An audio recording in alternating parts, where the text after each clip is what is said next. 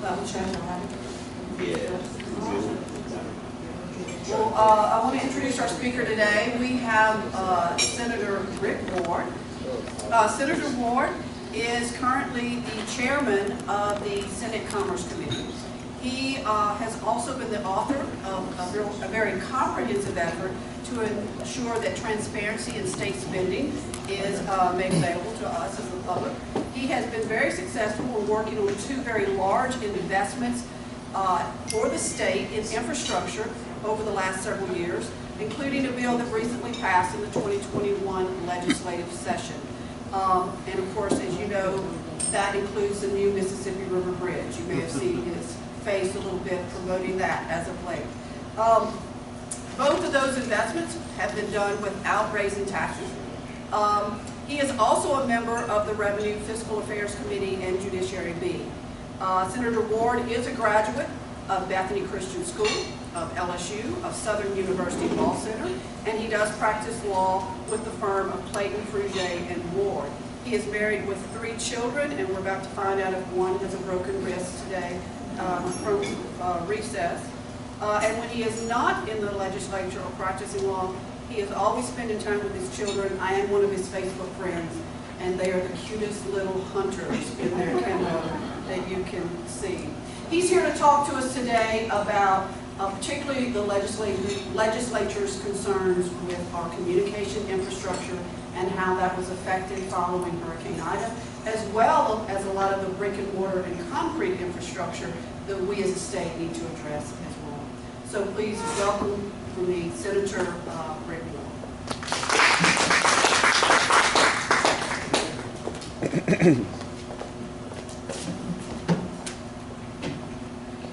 Thank y'all for having me today.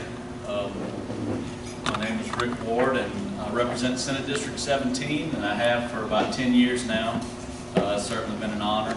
I think we've been able to do some pretty good things, and have a couple of years left to keep working at it, and hopefully we can do a few more before now and the end of the my last term. But as we all know, we just went through a massive hurricane, and of course those seem to be more prevalent in terms of their impact and on an annual basis. And so actually the first committee I had as chair of commerce was a joint committee where we heard from both the telecommunications, the folks from our power grid and things like that, to try and really get a handle on what happened and what are we going to do going forward to try and brace ourselves for as these things go or become more of an issue on an annual basis. And you know, a lot of things they were able to answer. Some things they still need more information that they're gathering, so we're going to have a follow-up hearing on that. But I think it's interesting, you know, as time changes, what we all rely on as a society seem to change as well. And so maybe 30 years ago, the most important thing was power. And while power is extremely important and is probably still the most important thing, our ability to communicate, our ability to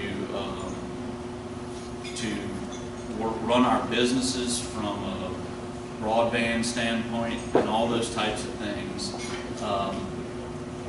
those are a very serious impact and are something that it's vital that they come back to life just as quickly maybe as our power grid. And so, and really even before you get to that, from an emergency standpoint, what we saw during the storm was some severe outages from not just folks that wanted to communicate with family, because I think that to some degree is understandable.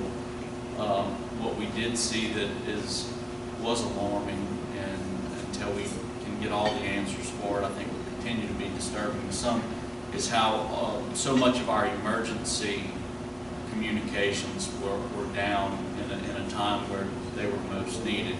And I think in future committee hearings we will get better answers to what caused those things, but whenever you have emergency personnel trying to respond to life and death situations and they can't communicate,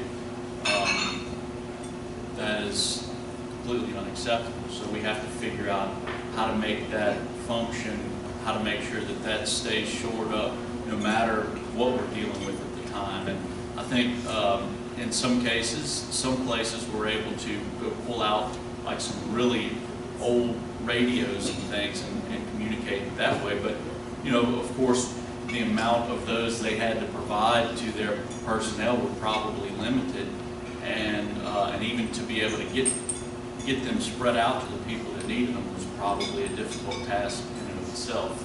So I think there's a lot of work to be done in that area, but it's something that we've got to get right, because it's a matter of saving lives whenever you're dealing with something like hurricanes or floods or anything like that. So we'll continue to push that issue, not just in the Commerce Committee, but I know whenever you look at telecommunications and things like that, and the tiers of those they report to or really are regulated by, the legislature is probably like number 3 on that list of people that they're obligated to. So we'll work on that. I do see it getting better in the future. I really hope it does. It's a necessary factor. In terms of the power grid, I think that really ties into infrastructure and how do you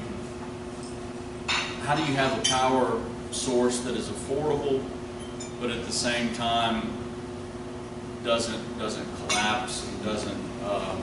But there's just some storms that I believe there's only so much you can do, and you have to be able to just be prepared as best you can to go back and get back online as quickly as possible.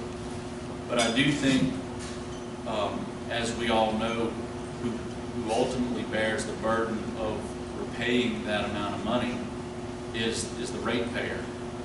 As some of you probably may still have in some cases, but remember, going back to Katrina and Gustav and things like that, you end up with maybe a $10 or a $5, whatever amount it is, surcharge on your bill, and that is from they divvy up the amount of money that is required to go back and rebuild the grid, and then it's paid back through surcharges over a period of many years.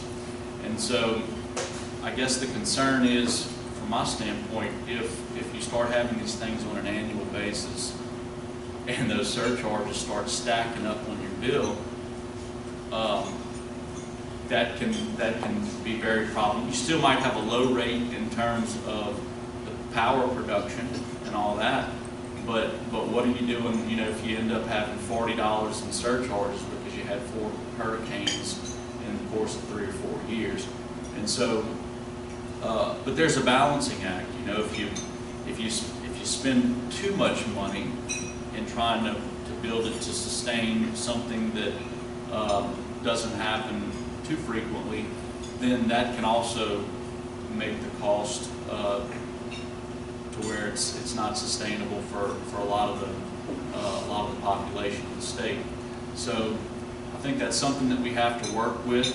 We've got to figure it out. It's all part of really infrastructure as a whole. You've got communications, telecommunications, broadband. Of course, we've been having a lot of emphasis put on rural broadband. We've made some steps in terms of starting to direct some dollars there, but I don't think we've started to see the results of that yet. If you live in a rural area, you probably understand best how difficult it can be, even if it's just your kids home, maybe out sick for a few days, and they have to try and, whether it be in today's world, maybe they're trying to stream their class so they can follow along with the teacher, or maybe it's just simply downloading some assignments from a teacher. It can be nearly impossible. So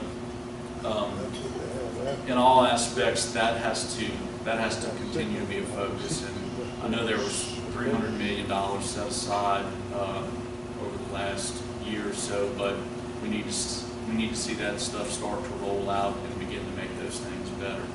I guess kind of on to my favorite, what's been my favorite topic the last few years, which has really been kind of the roads and bridges and that sort of thing in terms of infrastructure.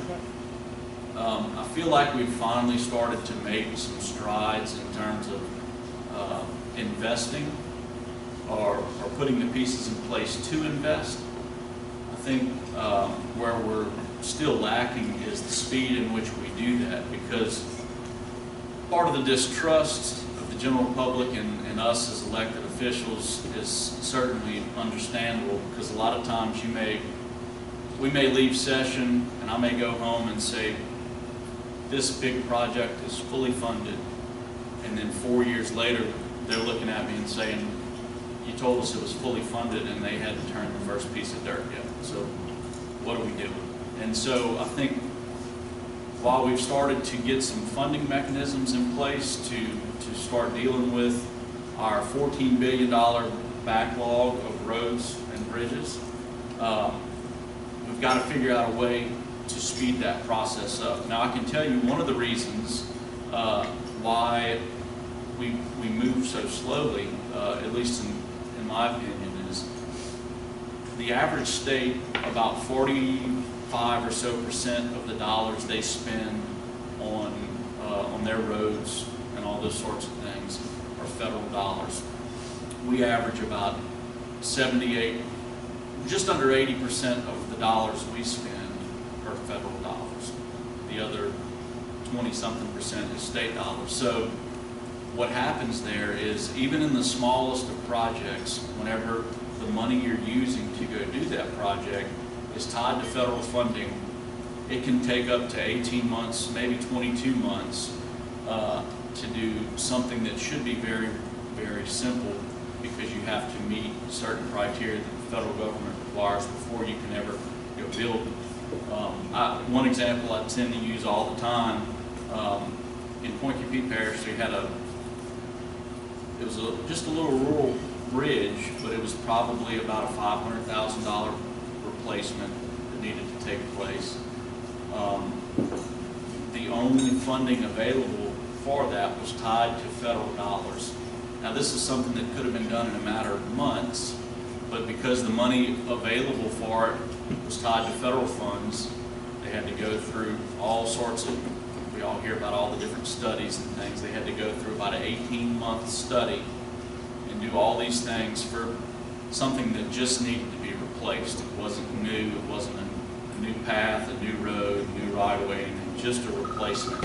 And so I think if we can ever get to a point where a larger percentage of our dollars being expended on our roads and bridges are state dollars as opposed to federal dollars, that way we can maybe keep a portion of it separated. I think we would have the ability, at least on some of the smaller projects, to move faster.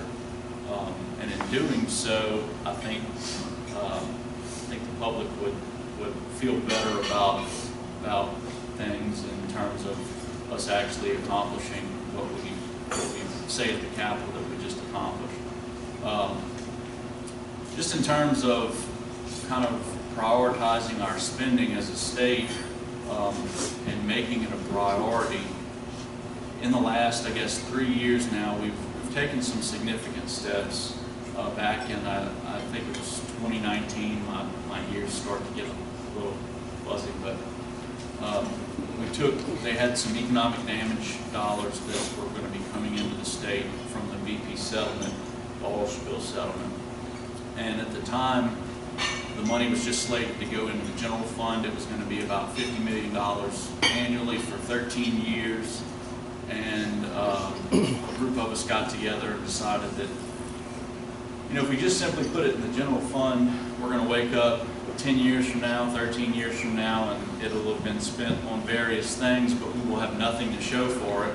And it's essentially one-time dollars, so you certainly don't want to allow your budget to grow by $50 million just simply because you have it for that brief period of time. So what could we do with it constructive where we could all look back and say it made a significant impact on the state and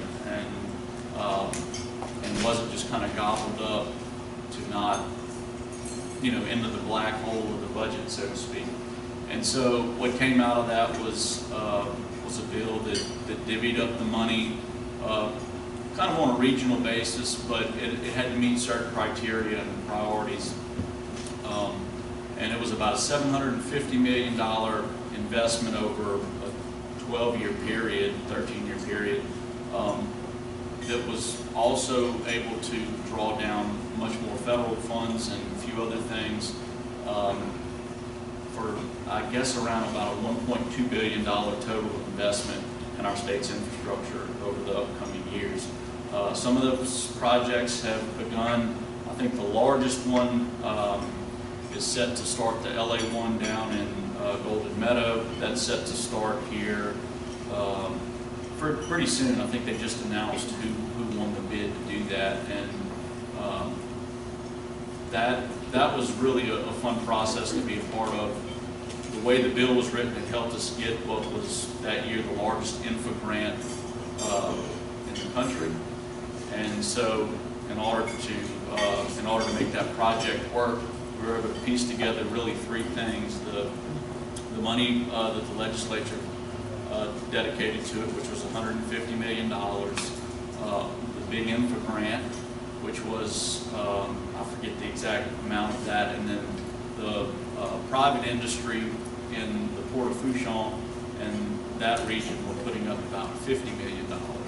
So collectively, everybody was able to work together and make sure that that was something that was done, and just to see it finally about to start is exciting. But I tell that mainly to kind of go back to where I was a few minutes ago, which is this.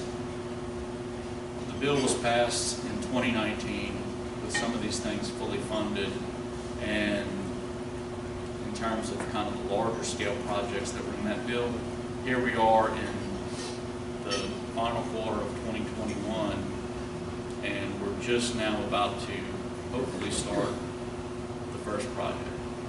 Some of the other ones are still a year or more away before they can begin. And so while it's exciting, we've got to figure out a way to make all those things happen at a much faster pace. The most recent thing that we did in terms of infrastructure was we took a portion of the vehicle sales tax that has been going to the general fund. But when the vehicle sales tax was originally put in place, the intention of it was for it to go to roads and bridges. In fact, that's what a lot of other states do. It kind of makes sense. You buy a car, you pay sales tax. Your car is going to go up and down the roads. Let's pay for some new roads and some new bridges, or the maintenance of the existing roads and bridges with that sales tax. Things happened over time, like they tend to do, and it ended up in the general fund and never made its way there. I think there was a bill that may have done it in the past that got vetoed, but I don't remember exactly if that's what happened. So anyway, we took 60% of that money, not all of it, 60% of it, which is roughly $300 million annually, and we're dedicating it to the Transportation Trust Fund, but specifically the portion of it that is only allowed for construction. So one of the complaints that we get a lot of times as legislators is, well, we don't want any more funds going to transportation because they're going to end up using it for salaries and benefits and all those sorts of things. So the construction sub-fund was set up so that any dollar amount that's put in the construction sub-fund of the Transportation Trust Fund can only be used for construction. That's where this money will land. Out of that $300 million or so annually, you can bond out about 150 million of it, so roughly half. The other $150 million is going to be left where you can only use it on an annual basis. And the reason for that is just kind of as a safety net, a precaution, so to speak. We wanted to be able to make sure that if we ever ran into a large deficit again, there would be some measure to claw back that money if need be. One of the things that we are really terrible at as a legislature as a whole is we like to tie our hands. At the time, we do some things and it makes sense, and then 5 years later, you're having to deal with the constraints of a statute that requires X dollars to go here and X dollars to go there, and so whenever you're left with fighting a shortfall or something like that, you're very limited in what you can do to address it. So that was one of the safety measures that we put in. Was half of it, I believe it is, if the deficit, if the annual deficit is $100 million or above, then a portion of that, or up to all of that $150 million, can revert back to the general fund as needed. So within that bill, we also listed out, there's a section for mega projects and then another section of other more regional projects that were kind of geared towards some of your rural areas and things like that. 75% of the money, up to 75% of the money will go to the mega projects, such as the Baton Rouge Bridge, Lake Charles Bridge, maybe the I-49 that will connect Lafayette to New Orleans, to go ahead and finish that out. And then no less than 25% will go to the other remaining things, which is essentially for rural roads and bridges.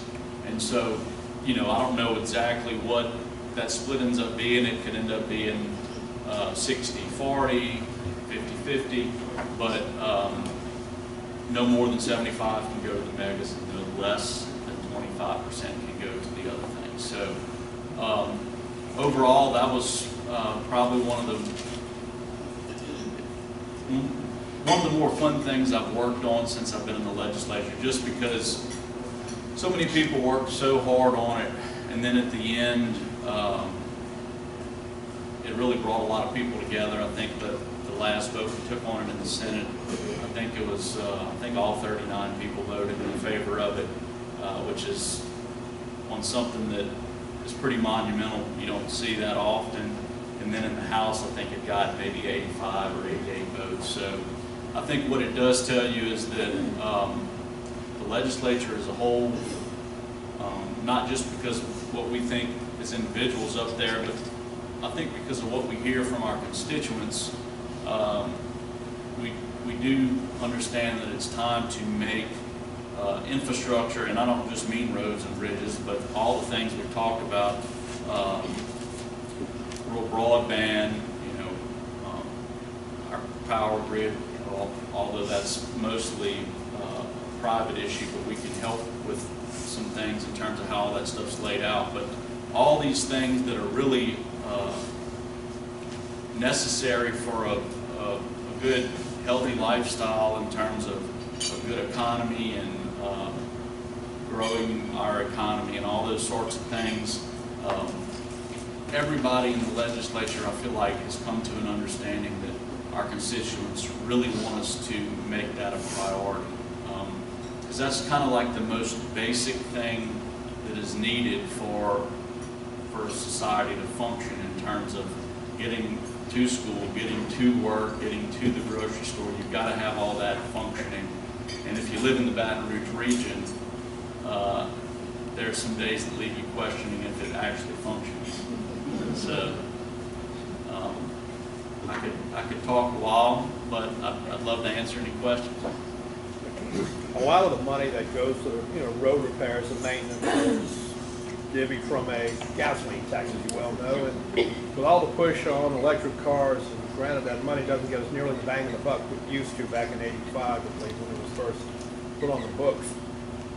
Has there been any talk about how they're going to replace that once the electric cars, they say 15 years, whether that really happens or not, who knows, but... I mean, I think there's a lot of discussion out there. I think just in terms of new funding for roads and bridges, it's been part of a discussion. I think one of the ways I look at it is if you're trying to do something to generate more or even the same revenue as you currently have, let's just say you went and passed a 10-cent gas tax tomorrow, it really makes no sense because it's on a downward trajectory, and the day you pass it, it's deteriorating at a rate that you have the value of what it brings going down, as well as inflation of everything it has to buy going up, and so you're doing this. I always use my wife's vehicle as an example. We had I think a 2011 Suburban that got 11 miles to the gallon.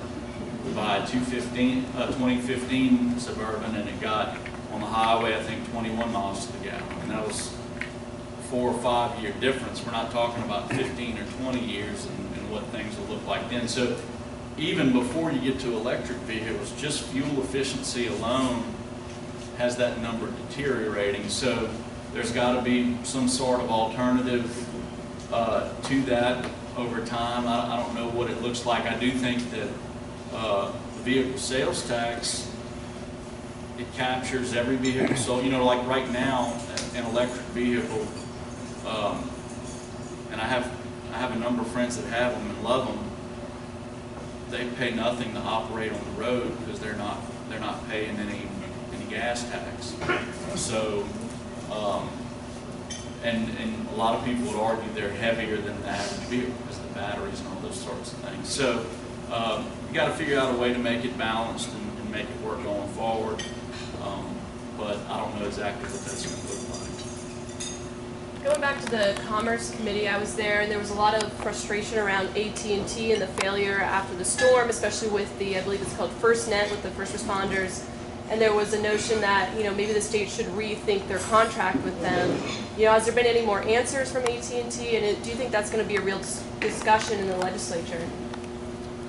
I think I'm sure there'll be ongoing discussion about that. We will have another joint commerce meeting. I don't know exactly when. If I had to guess, probably sometime in November. Whether or not, I don't know. I don't have the contract in terms of knowing the length of time, what the state can do to get out of the current contract, all those sorts of things. But I do think just overall, the discussion of do we look in a different direction, or what do we do to make sure this doesn't happen anymore? Because, I mean, everybody from what I understand, everybody from the governor's staff on down to local officials at various times when they were dealing with the storm had no communication. So it's something that's going to have to be looked at. I don't know what the final outcome will be. Yeah, I've seen you tweet a few times about insurance issues following Ida, or maybe not even Ida, just in general. And I'm wondering, it seems like after Ida there's this appetite, maybe this appetite in this legislature for reforms, or, I'm wondering what you think that might look like, what sort of, regulations might be strengthened, or what you think that'll look like in this upcoming session. Yeah, I mean, look, I think there's certainly going to be some discussion about it, what we actually do. I don't know. I think there's always a bunch of different reasons given why insurance kind of takes the position they do, in particular after disasters. But you've got to take a hard look at figuring out what do you do to make sure that people that pay monthly premiums actually get, in response to those premiums, what they've paid for. But it can be very difficult. I guess after maybe after the first few months of the COVID situation in a special session, I had a bill to remember the business interruption insurance issue. I don't know if you remember that, but basically 90-something% of the people that had business interruption insurance were not covered. And business interruption insurance can be extremely costly. I mean, it's one of the more costly things you can buy as a part of a policy. So the bill was really pretty simple when we amended it down to what we liked it to do. And it made it through the Senate, but all we were asking to do was a one sheet of paper that listed out all the exemptions for all the things that would not be covered under the policy. Seems pretty straightforward. And the response at the table in opposition to the bill was all the exemptions in most of the policy would not be able to fit on one sheet of paper, therefore they couldn't do it. So then it kind of makes you wonder what you're buying, right? But so even something as simple as that, it seems like that would have been a really easy thing to pass. It didn't work out, but I think it'll be part of the conversation. I just don't know what that will look like. What are some things the state can do to reduce its dependency on federal dollars to get some of these road and bridge projects done at a more efficient time? Yeah, I mean, I think there's a couple things we can do. One is we have to continue to make it a priority in terms of our budget, and taking dollars when we have the opportunity and allocating to those things. But then I think the second step to that is we also need to make sure that we take a portion of the money of those state dollars and keep them completely separate from federal dollars. So on some of those small projects like I talked about a few minutes ago, it doesn't take 22 months to do, whereas if it was just state dollars and we didn't have to go through some of these federal studies and federal regulations that require to use the money, if it was just state dollars, maybe they get done in 3 months or 4 months or something like that. So I think the first step in that is continuing to prioritize within our budget the dollars we have and make infrastructure and roads and bridges a priority in this state, which it hasn't been in over 40 years. And in that same meeting, there was a lot of talk of hardening the grid, so there's not all this repair after every storm. And I believe it was Entergy who said, burying the lines, things like that would be too expensive. But would you say that it'd be worthwhile to make that a priority and invest in that rather than continuing for customers to have these extra charges?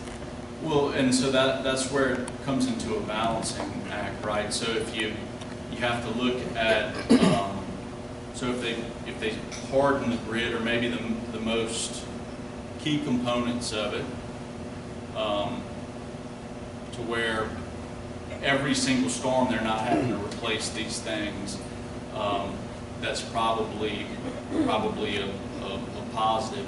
But what does that cost? And you're going to get a surcharge for that too. And so what surcharge is bigger? Is it the one that you get hit with every couple of years after a hurricane passes and they have to come rebuild everything?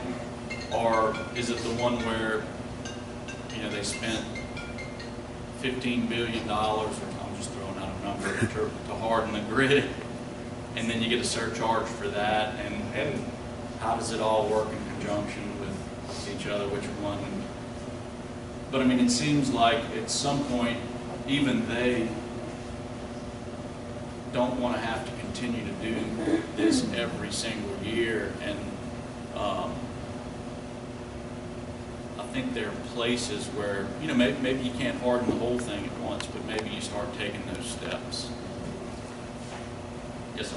You'll have to forgive me for veering off into the speculative, but there's been some talk amongst some Republican circles that the trial lawyers may be prepared to line up behind you as a candidate for governor in 2023, and perhaps the funding of same may even be enough to scare off a potential Democratic strong candidate like Senator Smith. Would you care to comment on? Yeah, I mean, I'll comment in general. I don't know who would be willing to line up behind me or not behind me, but I think think in general, as of today, I'm not a declared candidate. It's something that I'm having discussions with my family about. My goal would be if I were to run and were to become a candidate at some point, I would certainly hope to not just have any one particular group support me, but a lot of groups. I think that what I have shown in my time in the legislature is that I work with anybody and everybody, as long as we're trying to work towards the right thing. So I have not heard the portion about the trial lawyers lining up behind me, but appreciate you giving me that insight. It speaks of the infrastructure again. So with the I-10 widening project, even if in the long term it's a good thing, there's going to be a lot of hardship on the private sector in the meantime, for however long it takes. I know state government has talked about going to a 4-day work week to maybe alleviate some traffic. Are there other things that state government can do, or things that can be done from your perspective that could alleviate that hardship in the meantime as the project is ongoing? I wish I had a better answer for that. I'm not sure the exact number of state employees, but hopefully that will alleviate some of the pressure. I think that it's one of those things when you're trying to, it's growing pains to a certain extent, and that's frustrating to everybody, whether it's your business that it impacts or just your daily commute. But I don't know any other way around it other than maybe having started with a different project, which is, I don't make those calls, but I think that would have possibly been the only other alternative is if you had done some things, maybe chosen some other things. And look, I don't get to see everything, so they may have some information that says that would have been the worst choice imaginable, but if you had done some other projects of a similar value that would have given people an alternative route to take, and then circled back and done that one, maybe that would have alleviated some of the pressure. Yes, sir. I know you think you've answered this already, but I believe that those 8 towers that were knocked out by Ida in New Orleans dated all the way back to the days of Louisiana Power and Light. Now, is there anything we can do to prevent public utilities from waiting until an event knocks stuff out so they can get it into the rate base after? I think we can take a look at that. It's certainly something that can be discussed, and we'll try and get some of those answers when we have them in committee. And that it was touched on a little bit. I think that it's certainly, if you look at some of the pictures and things, it would make you question whether or not they had been kind of left for a longer period of time. So I guess my bigger question is whether they do it inside of a storm or outside of a storm.